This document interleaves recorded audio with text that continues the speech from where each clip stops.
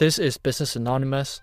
I started doing business since I was 18, full-time at least, but I've started doing business selling trading cards even when I was in school since I was 10 years old. I'm doing this solo podcast anonymously so that no one that I work with see this and that there's no conflict of interest. This is for business people and I'll share my philosophies, frameworks, thought processes, everything.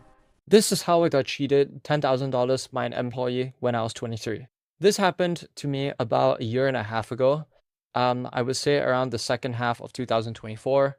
At that point in time, I was like 23 years old. Just to kind of like set the stage and give context, at this point of time, I think I had maybe like a few employees. And, I was 23. This guy, his name is Andrew. He was in his late 50s or so and had gray hair. So how I first met him was through this like government job application website. And I think that was like where the mistake first started, because I kind of like had the assumption that anyone who's Singaporean, they would be trustworthy, because on this job platform website, you would have to kind of use your Singaporean like ID app to log in. And so like this platform kind of verifies that everyone applying is a Singapore citizen. But what obviously is not true is that Singaporeans don't lie. Like this is the assumption that kind of like tripped me over. Because most of the time you have the assumption that people in Singapore are high trust, whatever. What happened was like at the very beginning, I met him. He was telling me about how he worked at a competitor of mine for 4 to 5 years, and he really made it sound believable. He said, all sorts of stuff, and I actually had spoken to the business person of this competitor of mine once or twice in Zoom. So a few of the things that he said to me made sense, like the dynamic that he had between him and his wife and the competitor's personality. So I believed him. Then I hired him pretty quickly. So this might have been my second mistake. I think I sent over the employment agreement around 1 week after I first spoke to him and met him in our office. So I think this was the second mistake because speed is king. But when you move fast, especially when someone is applying urgency and pressure and scarcity to you, like how he was getting other offers and how valuable he is, then I think that's definitely a red flag. And it's something that may be useful for you to use in sales. But on the other side of it, for this to kind of like happen to you, I think it may not be the most beneficial, right? So that was kind of like the second mistake I made.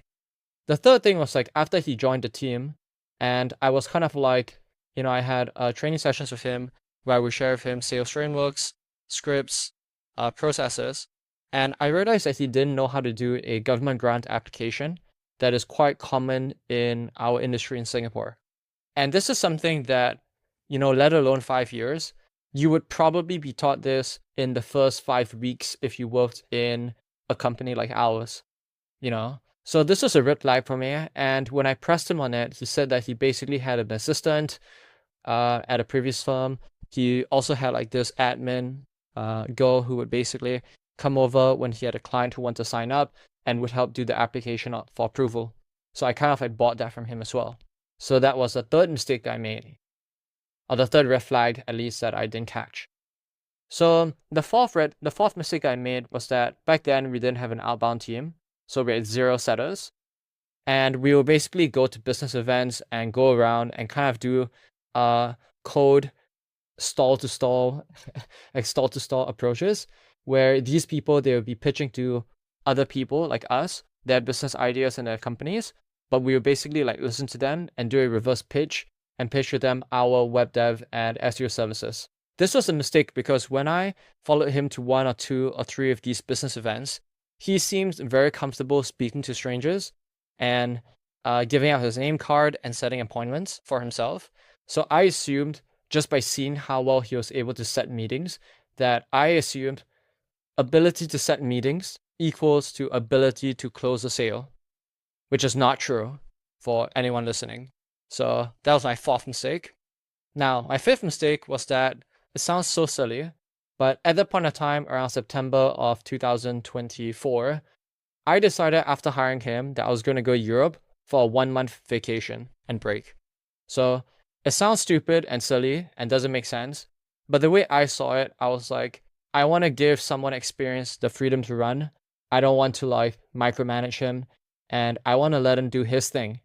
if he's a killer, I had always read, from business people online that you should let killers kind of like go loose and do their thing. Don't micromanage them, which is, for the record, not true, especially when you are hiring for a new position that you've never really hired for before and you don't have experience in knowing what looks good and what doesn't look good. Like, I now think that especially if you're hiring for a new position that you've never hired before, you should absolutely micromanage and watch that very closely. So that was my fifth mistake, basically going to Europe for a month when I hired a new person for a new position. And kind of like the sixth mistake that I made was that after I hired him, I didn't actually like watch his sales recordings closely. So I lost $10,000 from 2.5 months of his salary, plus a $2,000 computer that he made us buy for him, or made me buy for him, because he said that he wanted a computer that was on Windows, that was big enough for a screen. And also another red flag is that he didn't own a computer himself. And we are a IT company. We do web dev and SEO.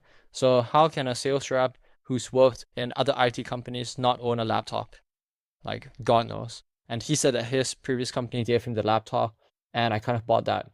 Not sure if that's actually true or not, but, another red flag that I missed. So how many mistakes am I on now? I don't even know. I think number 6, probably. So anyway, sixth mistake was that I didn't even watch his sales recordings until 2.5 months later when he brought in 0 sales. And I had someone who was telling me that you should watch the sales meetings. Like, don't just trust everything he says. Like, something's wrong. And thank God I watched his sales recordings that were recorded on Zoom 2.5 months later, because he was speaking to a referrer from an existing client of ours. And so this is a lead who already has trust with our company. And this lead wanted to do website development and was very interested and kept trying to bring the topic back to revamping his website. But Andrew, for the life of him, he would not talk about that. Like, when I watched the recording, he would talk about anything but that. He would talk about SEO. He would talk about like building rapport with the client, but he wouldn't actually talk about the client's website revamp. And the client, I think on at least 2 or 3 occasions, was trying to actually circle back and bring it back to the topic at hand. And Andrew just wouldn't do it, So after I watched that sales recording, like, to myself, I was like, there's no way in hell that this guy has had 4 to 5 years of experience doing web development sales. And so I remembered that the kind of like realization for me was like, I got on a Zoom call with him and I was texting one of my colleagues. And I basically texted her and said, like, can you do a reference check on Andrew? And she was calling and messaging, I think, his last company that he worked at, our competitor. And the person said, like, oh no, he only worked in our company for 3 weeks. So that was like the big realization for me. And I was actually on a Zoom with Andrew at that point in time, training him and getting angry at him for how crappily he did when I watched his sales recordings. And that was like a shock to me, And I think that was on a Tuesday. And after I hung up with him, I went into our office and met him on Wednesday. And I basically terminated him on the spot. And I said to him that you're not going to be, I think that was around like the 15th, the middle of the month. And per our agreement, it says that like, if there's any sort of like dishonesty or anything like that, you will not receive compensation up until that point, and you'll also be terminated immediately. And that was like signed and everything. When I told him that he wouldn't be getting paid for the 2 weeks, by the way, for the 2.5 months that he worked in our company, he got $0 in sales, just to like say it, like $0. And he had the audacity to basically say like, no, you have to pay me. What do you mean I'm not going to be paid for 2 weeks? And when I like broke it down to him about how you lied to everything, he didn't deny it. He just looked at his facade like fell off, and he was like straight faced, still somewhat polite. He asked about getting compensated. I said, no, you won't. He didn't freak out, and he left our office. And less than, I think, a week later, I got a letter from the government, like the Ministry of Manpower or whatever, about this case. And long story short, basically, like, I got all of the proof. I obviously have recordings. I have his resume where he lied on it. That was submitted on the government portal. I even took a screen recording in case he tried to delete the application. And I showed all of the proof to the government officer. And thankfully, the government officer is quite competent and he saw through Andrew's lies. Because like when we went down like in person, me, my colleague, the government officer, and Andrew, we also had like one-on-one time with the government officer. And the officer actually asked me when Andrew left the room, he was like, how did this happen? And I was like, what do you mean? He was like, how did you get cheated by this guy? And I was like, I have no idea. I don't know what to say. And he was like, is it because you're young? Like, did he like cheat you and scam you just because you're a young business person? And I was like, I don't know. You know? So at that point of time, the government officer even said to me, he was like, I don't know what this guy's record is. He could even be a criminal because over the last 5 years, if he weren't working at this company that he claims, then where was he over the last 5 years? And Andrew, obviously, at that meeting, he was spouting lies. He refused to show proof. He was doing all sorts of crap. He even, like, the government officer, I didn't know about this until the meeting itself, but the government officer even, like, said to me, just saying, like, a police report was filed against you. And I was like, okay.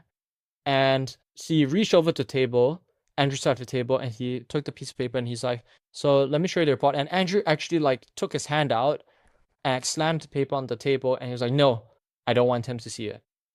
So to this date, a year and a half later, I've not received any calls from the government further. I've not gotten a single call from the police. And I still have no idea what lies he said to the police about this whole matter. But basically, like, long story short, the government officer dismissed the case, told Andrew directly that you lied about this whole thing, you can choose to continue if you want, but you're going to lose. I dismiss this case and I rule like me in favor of the winner.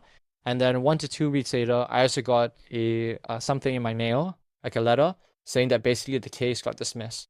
And essentially, like, I won. This whole process, I guess like 2.5 months was when he was in the company, and you add on like another like 1 month of dealing with this like government matter, and you add on another like 2 weeks of like sanity recovering. So this whole thing cost me around 4 months and $10,000. And I just like went over like 6 or 7 mistakes that I made and red flags along the way. Long story short, like the biggest takeaway that I had from this experience is always do your goddamn like reference checks. And since then, I have never not done a reference check for someone that I've kind of like brought on.